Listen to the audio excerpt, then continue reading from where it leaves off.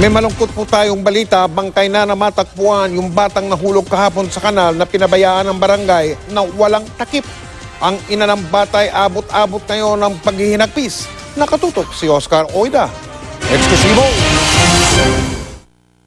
Lumobo na ang mukha at wala ng damit ng matagpuan kaninang alas 7 ng umaga ang bangkay ng 9 na taong gulang na si Cheyenne Fernandez sa ilog ng Barangay Prensa 2, Marilao, Bulacan. Ang Marilao po kasi parang pinaka-catch basin po yan dahil ang level po ng Caloocan ay mataas kumpara mo rito sa Marilao.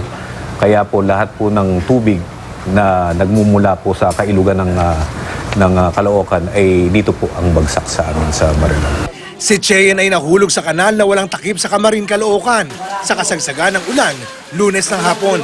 Naglalakad sila noon ng kanyang kuya JM galing ng eskwelahan. Sinubukan pa raw siyang iligtas ng kanyang kuya pero sadya raw malakas ang agos.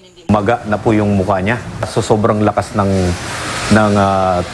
agos ng tubig kahapon ay may posibilidad po, malaki pong posibilidad na natanggal o nasira yung damit ng bata. Ganun na lang ang hinagpis ng ina ni Cheyenne nang makita ang anak sa punerarya. 4 na taon na raw silang hindi nagkikita ng kanyang anak. Simula na magkahiwalay sila ng ama nito. Sorry.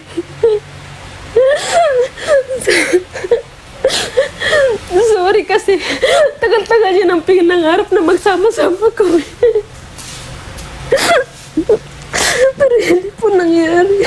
Ang isa pa nilang problema, Wala po kami pambayad sa punerarya. kaya hapon na nila nailabas mula sa morgue ang bangkay ni Cheyenne nang makatanggap ng tulong ng ilang nagmagandang loob. Panalangin lang ng ina, di na raw sana mangyari sa iba ang sinapit ng kanyang anak. Ilang buwan mo ilagaan tapos alam po mangyayari. Yun ang dahilan ng pagkamatay niya dahil lang doon po sa manhon.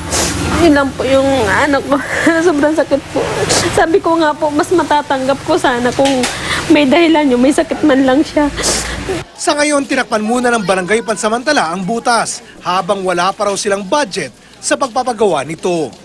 Oscar Oida, Nakatutok, 24 Oras.